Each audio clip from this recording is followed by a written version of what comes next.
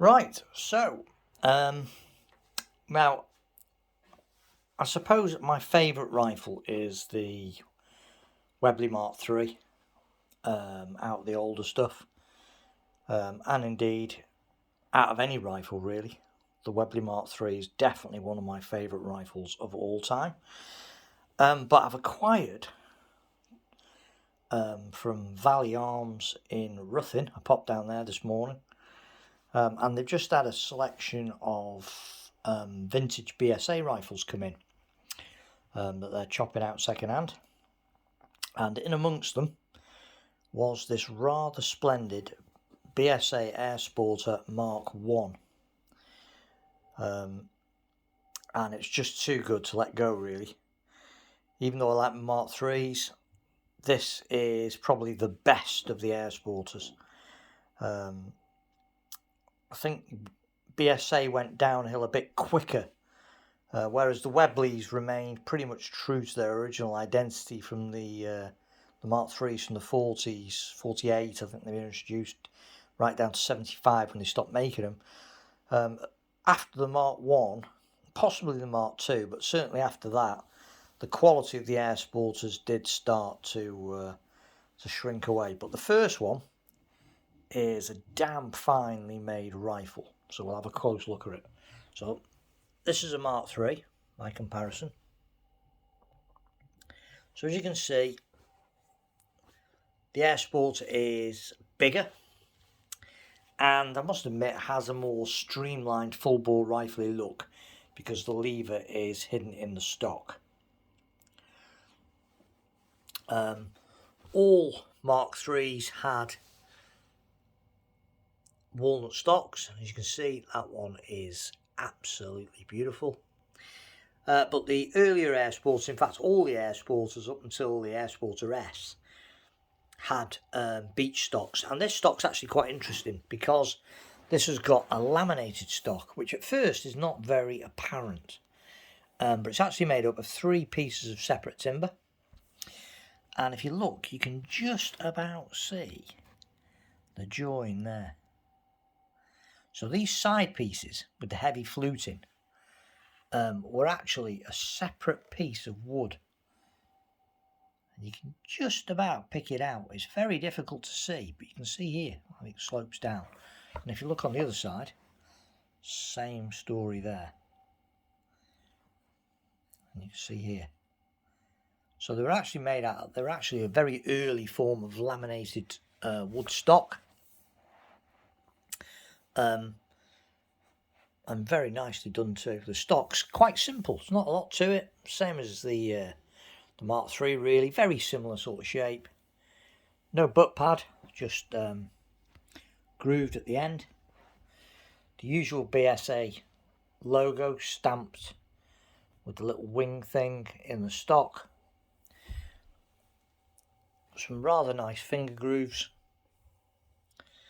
and obviously the underlever inlaid in the bottom.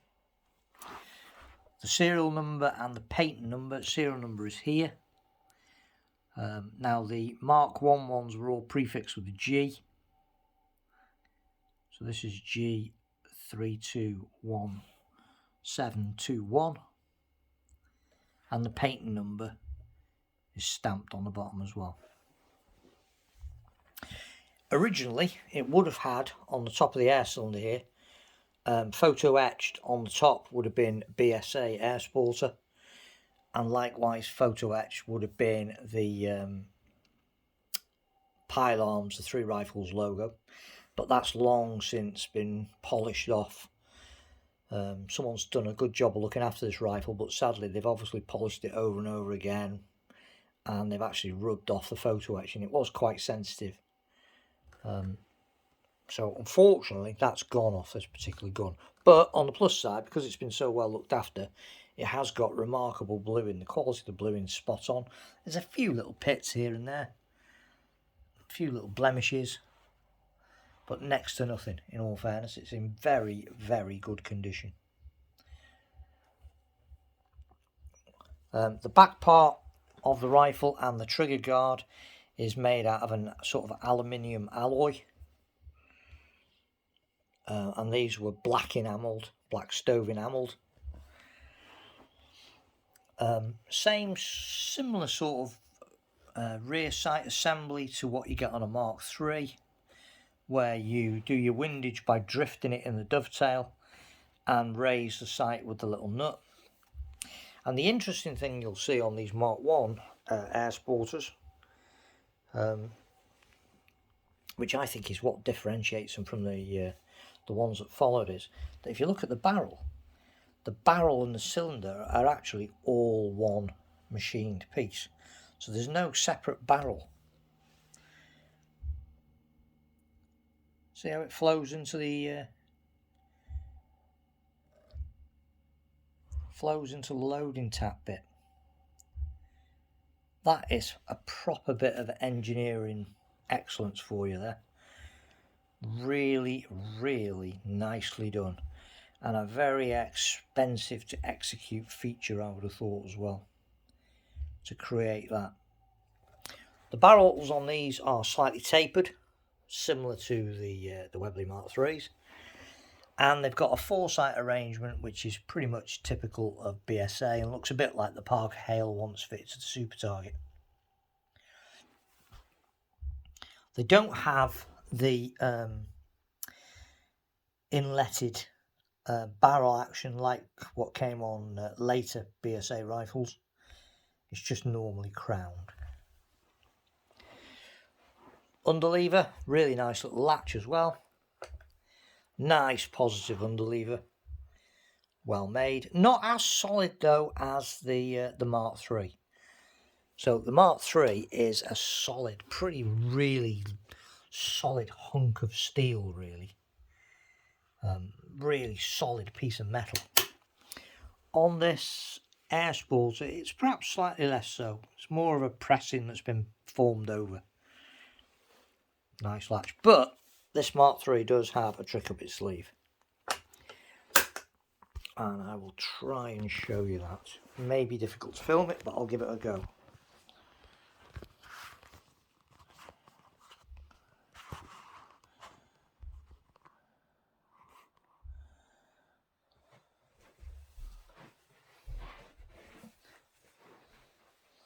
So, if you watch the lever, as you cock the rifle,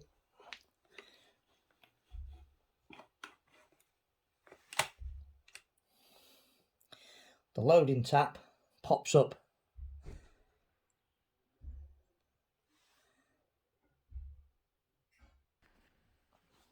So it has an automatic self-opening loading catch, loading tap as you cock the rifle, which is very clever. Very clever. Really nifty little bit of engineering there for you that you just do not see. It's bigger and a little bit heavier than the Webley, but it is a very sleek rifle. And again, obviously, no plastic on it at all. Really nicely engineered rifle. It's got a very nice trigger, and it's just a great old gun. And these two rifles were, at the time, great rivals. These were the top end, where if you were looking for a top end rifle, it was one of these two. It was either a Mark III or an Airsporter.